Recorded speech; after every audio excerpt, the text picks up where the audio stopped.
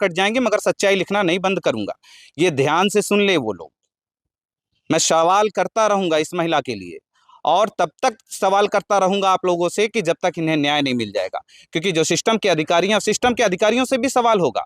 यही सवाल होगा कि साहब अब तक ये महिला चौखट पे क्यों आ रही है? क्योंकि ये योगी आदित्यनाथ की सरकार है, और योगी आदित्यनाथ ने साफ शब्दों में कहा है कि भूमाफियाओं को जमीन के अंदर गाड़ दिए जाएंगे। तो कहाँ आपकी सरकार है कि जो पार्टी का झंडा ले ले, जो लेवल ले ले, उसके लिए कोई कार्रवाई नहीं होगी आपके यहाँ? जो पार्टी का झंडा लगा ले उसके लिए सब कुछ है। कौन सी वॉशिंग मशीन है योगी आदित्यनाथ जी के पास? कौन सी मशीन है ये कि जो इनके पार्टी में रहे, जो भूमाफिया का काम करे, उन्हें बख्श दिया जाएगा, और अदर लोग जो काम करें उनके ऊपर बुलडोजर चलेगा? ये सबका साथ सबका विकास है कि अपनों के साथ चूम रही है और कह रही है साहब न्याय जब तक नहीं मिलेगा, और अधिकारियों को विवश होना पड़ेगा इस पे। क्योंकि सच्चाई की लड़ाई में ये महिला बार बार कह रही है, करिए साहब मुझे न्याय आखिर कब मिलेगा। यही है रीता जी। रीता जी ये बताइएगा कि जैसे आपने जब कहा कि परिवार में एक ग्रुप बना हुआ है, उस ग्रुप में आपने मैसेज भी किया था, तो मैसेज में क्या था, उस पत्र में क्या लिखा हुआ था? जब इन्होंने बंटवारा किया तो बताया भी नहीं मुझे कि कहाँ मिला था। वो जब हम आए दूसरी बार, मेरे दामाद भी साथ में आए थे, तो वहाँ पता चला, उन्होंने बताया कि आपका ये 2 हिस्से में इन्होंने जमीन दे दिया है।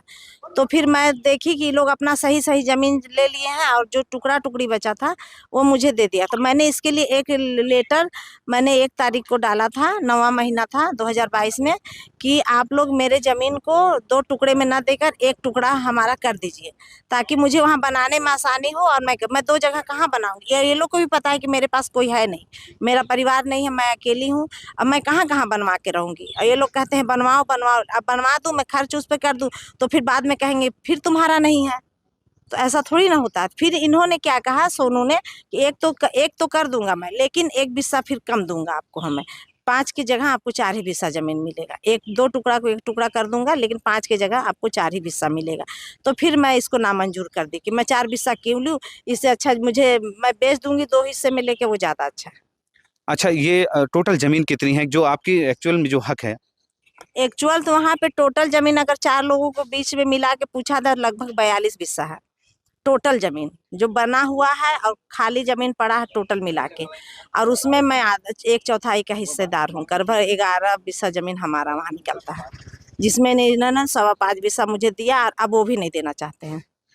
तब मैं यहाँ लड़ाई लड़ने आई हूँ। ये रीता देवी की जो आंखों में आंसू छलक रहा है ना, ये इनका परिवार का, ये परिवार के लोगों ने जख्म दिया इन्हें, और ये मजबूर होकर आज अधिकारियों के चौखट पे आई हैं। इन्होंने 1 साल का वक्त और मोहलत लिया कि अब हो जाएगा, अब हो जाएगा, और परिवार की बातें हैं, परिवार की बातें घर में रहे तो ज़्यादा बेहतर है। लेकिन आज परिवार की बातें जब अधिकारियों के दफ्तर तक पहुंचती है ना, और जब पत्रकार उसकी आवाज़ को बुलंद करने की कोशिश करता है, और कुछ पत्रकार लिखता है, तो उस पर पत्रकार को भी इस तरह की चीज़ें आती हैं कि पत्रकार को पीट दिया जाएगा।